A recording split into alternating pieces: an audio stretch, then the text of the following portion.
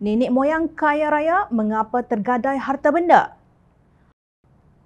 Apa yang sedang berlaku di Kampung Sungai Baru, Kampung Baru, Kuala Lumpur adalah satu contoh jelas bagaimana orang Melayu dipinggirkan daripada arus kehidupan moden oleh pemimpin Melayu sendiri. Kini mereka sedang berhadapan dengan Akta Pengambilan Tanah 1960 yang bertujuan untuk merampas tanah Kampung Sungai Baru dan diserahkan kepada pemaju kononnya untuk dibangunkan.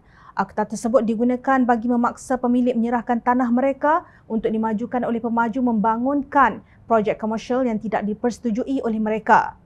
Menurut Pengarah Komunikasi Amanah Khalid Abdul Samad yang juga bekas Menteri Wilayah dan Kesejahteraan Bandar, penduduk Kampung Sungai Baru adalah 100% Melayu, sedangkan pemaju bukan Melayu. Pemilik tanah Kampung Sungai Baru hanya ditawarkan RM450 sekaki persegi oleh pemaju. Sedangkan menurut wakil penduduk, penilaian yang dibuat oleh penilai bebas tanah mereka bernilai RM1,500 sekaki persegi. Ini tanah pegangan bebas, bukan ada kawalan sebagaimana tanah mas.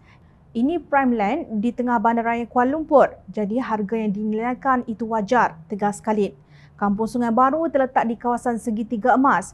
Kita tidak tahu berapa nilai seunit kondominium yang akan dibina di situ jika penduduk Kampung Sungai Baru berjaya dihalau dari tempat tinggal mereka.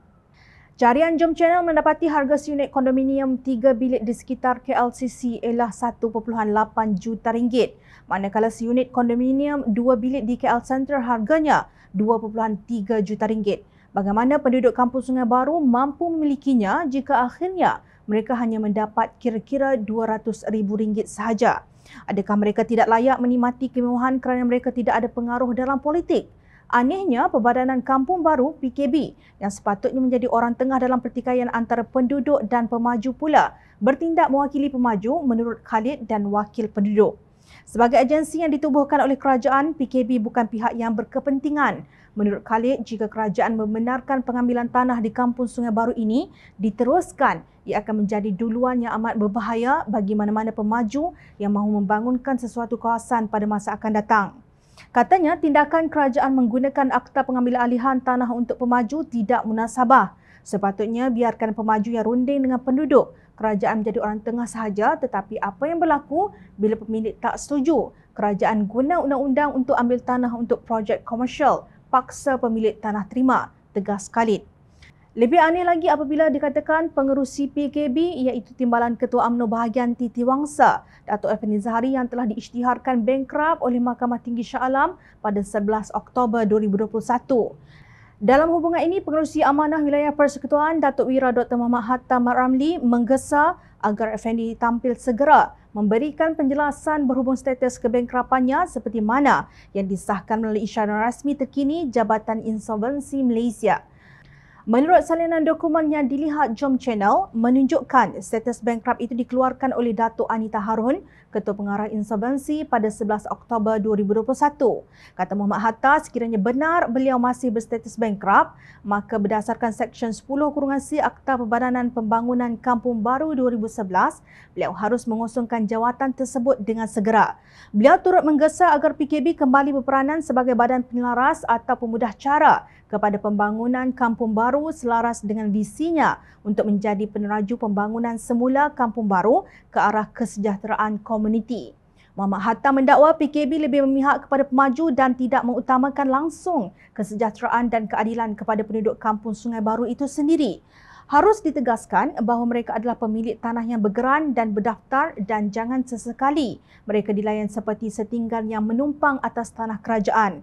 Pemilik-pemilik tanah mempersoalkan pelantikan pemaju sedangkan PKB sepatutnya menyarankan kepada menteri atau kerajaan untuk mempertimbangkan beberapa request for proposal dari syarikat pemaju lain yang jauh lebih berkaliber dan mempunyai kedudukan kewangan, kemampuan, kebakaran serta pengalaman dalam pembangunan hartanah dalam skala yang besar khususnya di dalam bandar. Misi PKB untuk memudah cara pembangunan Kampung Baru dengan mengekalkan identiti Melayu secara persetujuan bersama dan pragmatik.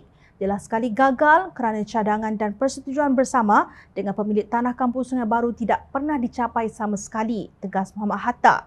Beliau menyarankan kerajaan segera membatalkan warta di bawah Akta Pengambilan Tanah tersebut agar mereka boleh kembali ke meja rundingan untuk membincangkan perkara ini dalam keadaan tenang tanpa ditekan dengan akta ini dalam usaha untuk mencapai solusi menang-menang. Jelas sekali pihak Menteri dan PKB telah gagal melindungi dan membawa suara dan hak penduduk. Sebaliknya rela menjadi jurucakap dan boneka pemaju semata-mata ibarat harapkan pegar makan padi, ujarnya. Nah, itulah yang terjadi kepada Melayu di Bandaraya. Mengapa bumi dipijak milik orang dan tergadai seluruh harta benda walaupun nenek moyang kaya raya? Mengapa hasil mengalir ke tangan pihak lain dan peribumi merintih sendiri? Inilah hakikat kebenaran yang cuba disembunyikan oleh pihak yang berkuasa di negara ini. Kebenaran itu pahit yang menyakitkan. Tetapi dalam kepahitan itu seringkali terselit ramuan untuk rawatan untuk membuang terus punca penyakitnya. Jangan digigit ular yang sama pada lubang yang sama berkali-kali.